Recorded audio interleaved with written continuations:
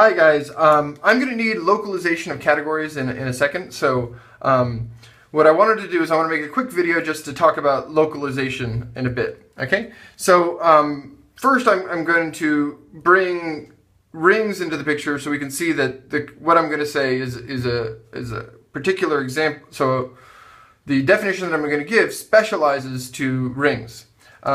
So first, I need to do something. So I'm going to define a certain category, ring cat. Okay. So this is going to be this is the category of categories where categories with one object which are additive. Okay, so so we just have a category of categories. So in this category, the morphisms, so since we're doing additive, so morphisms here, so these are the objects. Morphisms are going to be additive morphisms.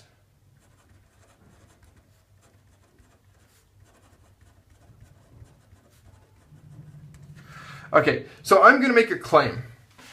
So the claim is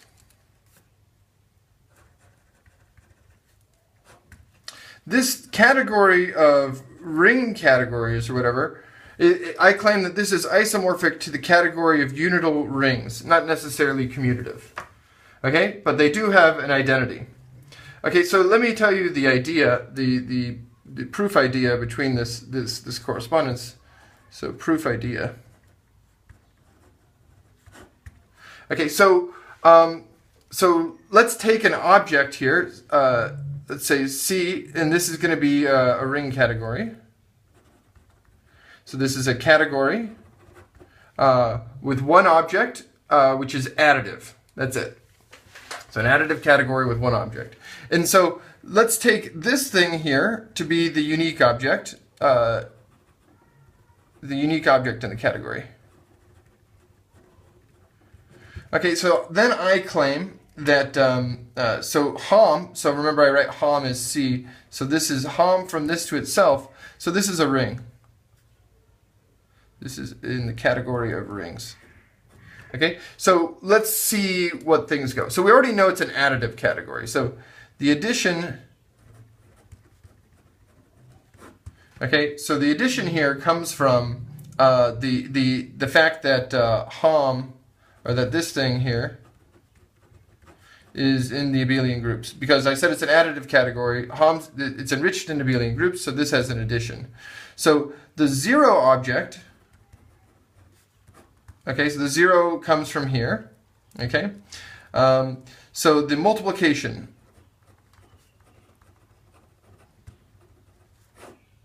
Okay, so multiplication is just composition. So given F and G in here,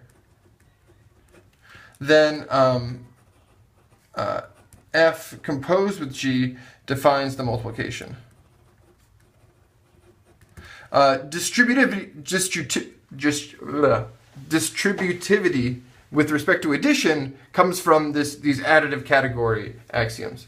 Okay, and so the unit, the multiplicative identity, comes from the unit of the star. So there's an identity transformation that comes from the axioms of categories, and so this is the identity. Okay, and so you can check. So one can check that these all satisfy the ring axioms. Okay, and so another thing to check. So the next thing to check is that so we have these objects. So these are the objects. So we showed that we had to cook up objects here. Okay, so I claim that this is a functor now. So the thing where it says, so we have.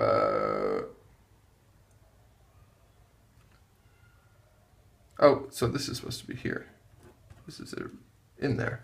Okay, so so now I claim that this is a functor. So I claim that this map here to the category of rings, given by taking a C to this guy here, this is functorial.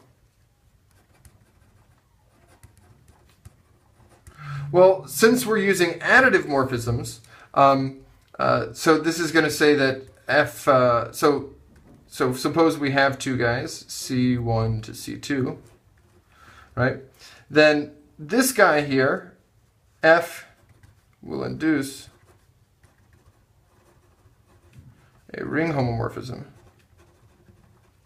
Let's say F from, I don't know, if we want to call it, we'll call it F again. I don't know, maybe we should call this something. Take ring, I don't know.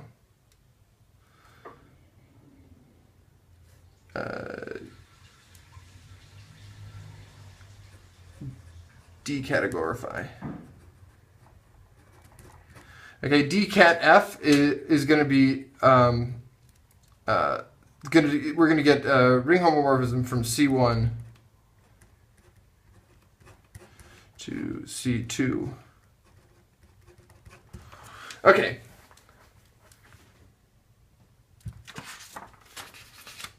Okay, so let's recall localization of a ring.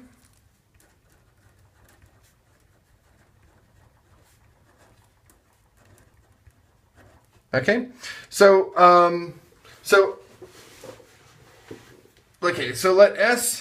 let R be a ring. S subset of R multiplicatively closed. Okay, and we're going to say that a map here of rings localizes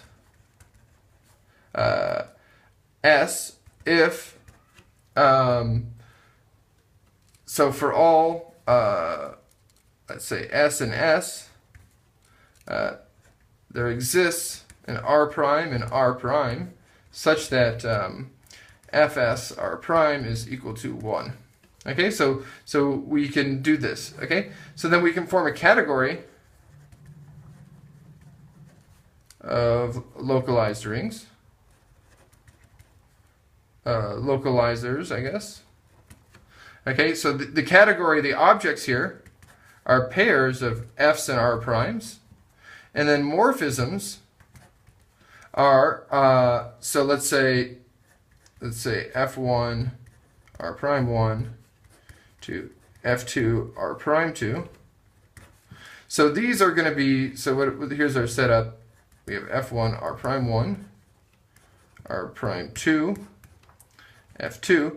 Okay, so they're just going to be maps of rings here, G, that such that this diagram commutes. Okay, so they're just morphisms in the over category here. Okay, so then the claim. Okay, so then the definition. So the localization of F, or sorry, localization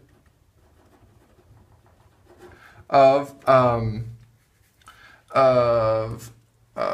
F at R, or sorry, of R at S, is the pair.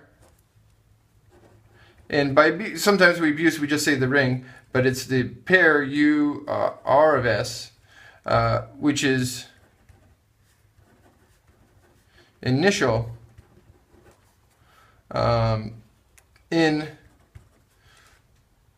this category, the category of localizations.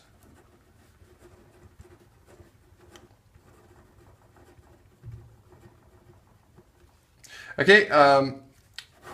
So it's the initial object in this category, and when it exists, it's unique up to isomorphism. Okay? So to do this for a category,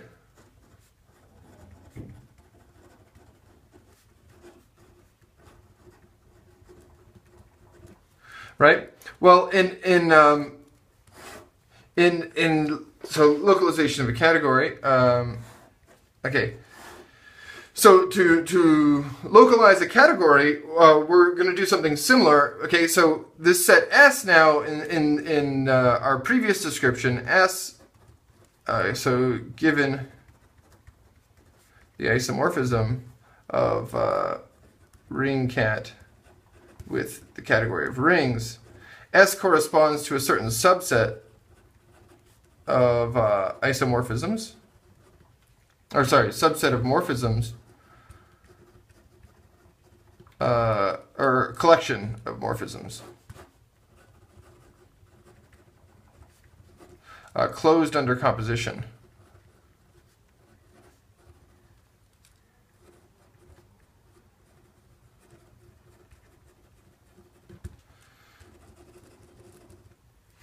Okay, so it's a monoid noid. Okay, so something like that. So okay, so all right. So we have a collection of morphisms under composition, and well, what am I doing now? Here, okay. So let me give you a definition. Okay, let's say C be a category. S a collection of morphisms.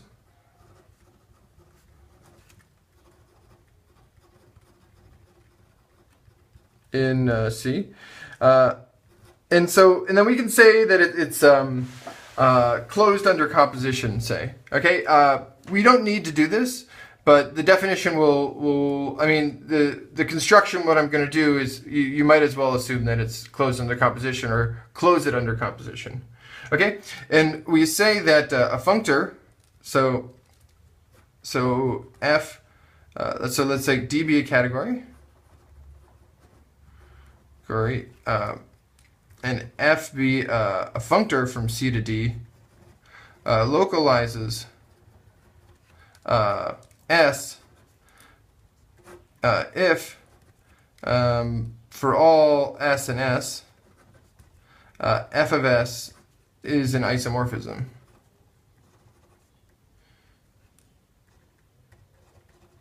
Or let's say is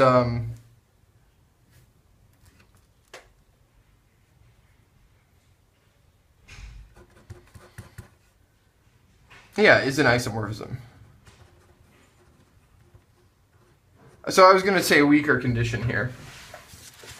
Okay, so then we form the category of categories. So form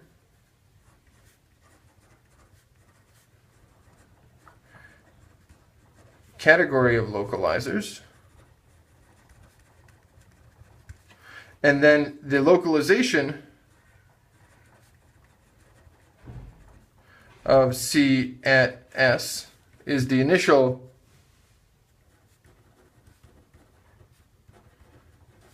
category, or initial object in that category.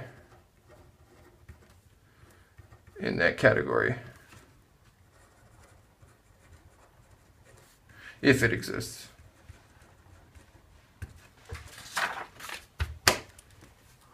Yo!